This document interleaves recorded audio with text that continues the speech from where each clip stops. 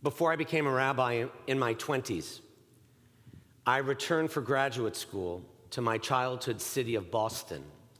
I worked as youth director on the side as Boston's Temple Israel's youth director, where the senior rabbi many years before was my father's older rabbinic colleague named Roland Gittleson.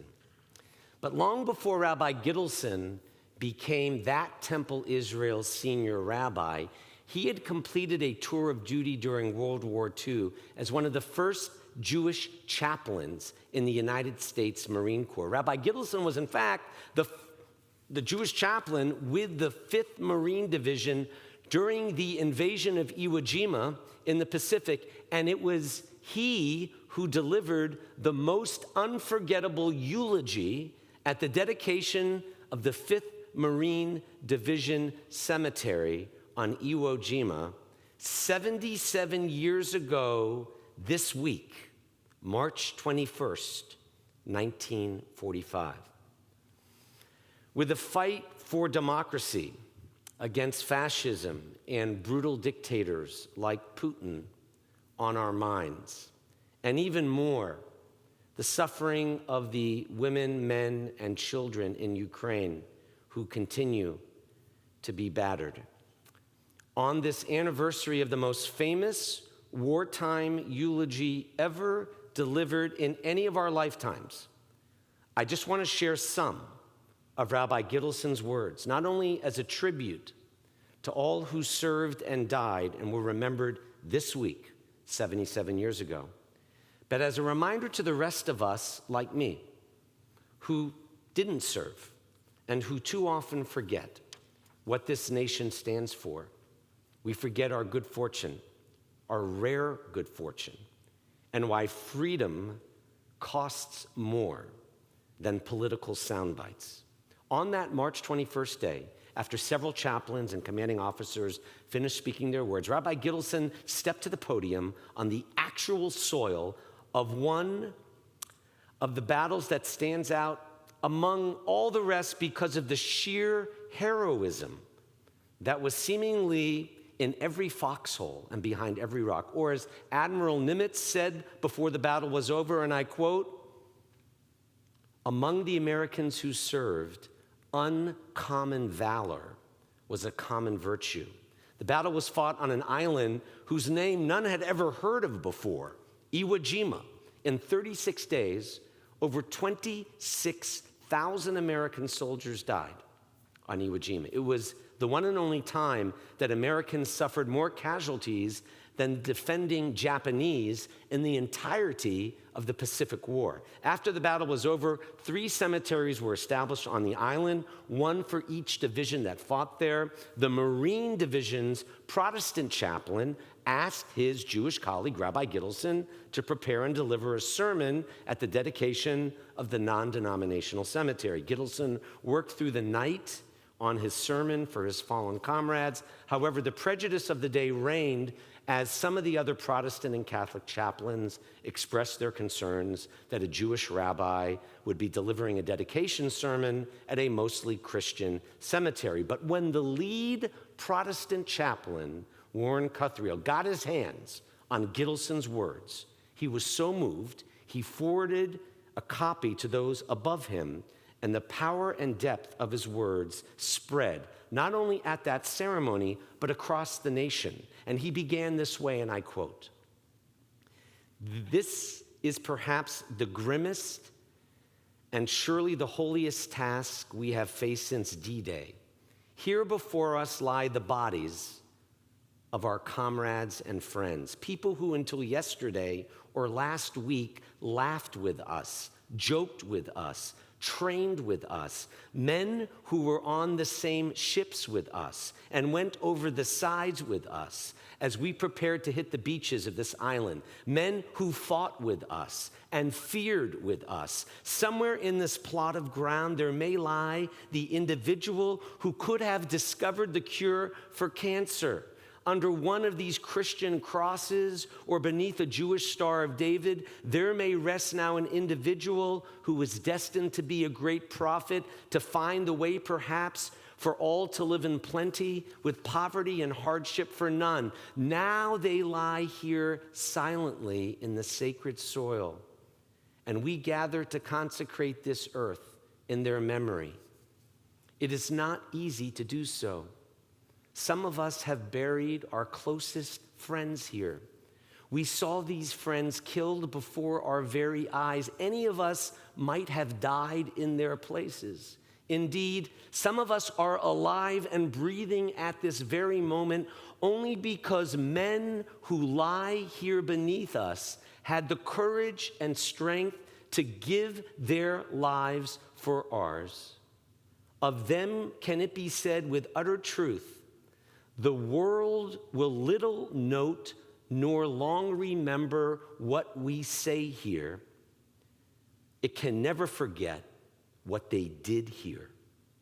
No, our poor power of speech can add nothing to what these men and the other dead of our division who are not here have already done. All that we can even hope to do is follow their example, to show the same selfless courage in peace that they did in war, to swear that by the grace of God and the stubborn strength and power of human will, their children and ours shall never suffer these pains again.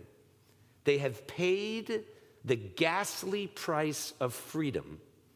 If that freedom be once again lost, as it was after the last war, the unforgivable blame will be ours, not theirs. So it be the living who are here to be dedicated and consecrated. We dedicate ourselves first to live together in peace the way they fought and are now buried in war. Here lie men who loved America because their ancestors generations ago helped in her founding. Here lie officers and privates, blacks and whites, rich and poor together. Here are Protestants, Catholics, and Jews together. Here no man prefers another because of his faith or despises him because of his color. Here there are no quotas of how many from each group are admitted or allowed. Among these men, there is no discrimination, no prejudice, no hatred. Theirs is the highest and purest democracy. Anyone among us, the living, who fails to understand that will thereby betray those who lie here dead. Whoever of us lifts his hand in hate against another or thinks himself superior to those who happen to be in the minority makes of this ceremony of the blood and of the bloody sacrifice it commemorates an empty, hollow mockery. To this then, as our solemn sacred duty, do we, the living, now dedicate ourselves to the Protestants, Catholics, and Jews of all races alike to enjoy the democracy for which all of them have here paid the price. And to one thing more, do we consecrate ourselves in memory of those who sleep beneath these crosses and stars. We shall not foolishly suppose, as did the last generation of Americans, that victory on the battlefield will automatically guarantee the triumph of democracy back at home. This war, with all its frightful heartache and suffering, must be the beginning of our generation's struggle for democracy. When the last battle is over, there will be those at home, as there were last time, who will want us to turn our backs in selfish isolation on the rest of humanity and sabotage the very peace for which we fight. We promise you who lie here, we will not do that. When the last shot has been fired, there will still be those eyes that are turned backward, not forward, who will be satisfied with the extremes of poverty and wealth in America, in which the seeds of another war can breed. We promise you, our departed American comrades. This too we will not permit. Those who, having ceased living with us, now live within us. Thus do we consecrate ourselves, the living, to carry on the struggle they began. Too much blood has gone into this soil for us to let it lie barren. Too much pain and heartache have fertilized the earth on which we stand. We solemnly swear this shall not be in vain. When the final cross has been placed in the last cemetery, once again, there will be those to whom profit is more important than peace, who will insist with the voice of appeasement that it is better to trade with the enemies of humanity rather than lose their profit. To you who sleep here silently, we give our promise, we will not listen. We promise that when once again people seek appeasement or profit at your expense, we shall remember how you looked when we placed you reverently and lovingly into the ground. After Rabbi Gittleson had concluded, and that's just an excerpt, an honor guard raised the flag, then lowered it to half-mast. Taps then echoed across the volcanic ash dune that was Iwo Jima. Nearly 8 decades later, days ago, the anniversary of this eulogy, we struggle to make good on Rabbi Gittleson's vow that out of the example of the marine dead on Iwo Jima would come the birth of a new freedom for the sons and daughters of men and women everywhere. Democracy, tolerance, racial and cultural diversity, freedom, equal opportunity, individual liberty, human rights are some of the most precious values we hold dear as Jews and as Americans.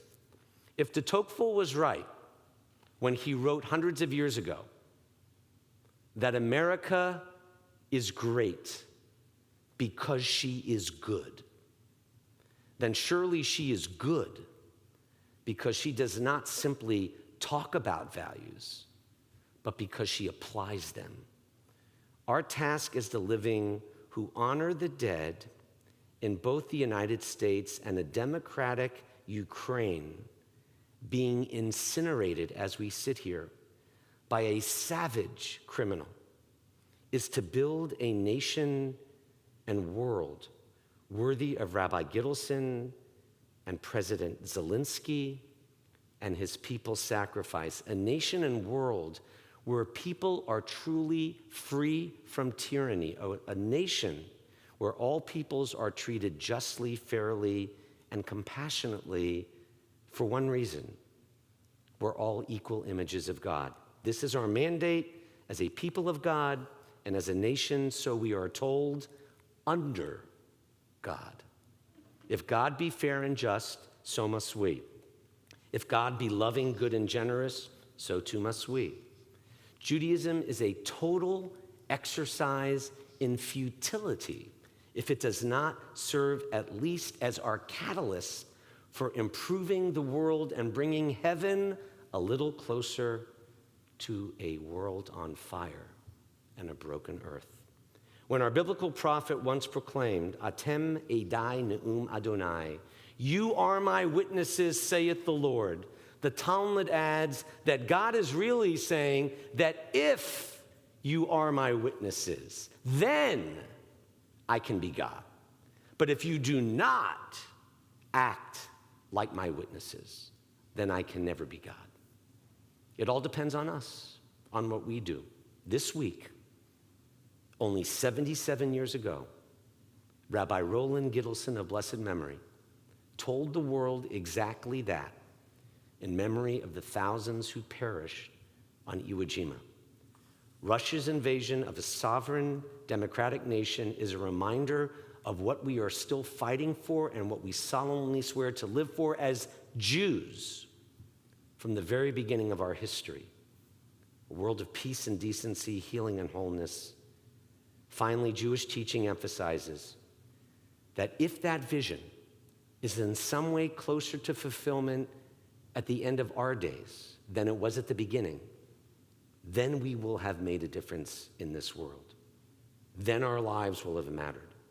And the God of peace, decency, goodness, and wholeness will also be pleased. May each of us leave for others, not for ourselves, but for others, what the soldiers on Iwo Jima and what those in Ukraine right now are giving their lives for. A fuller, finer, brighter, freer future for all. And let us say,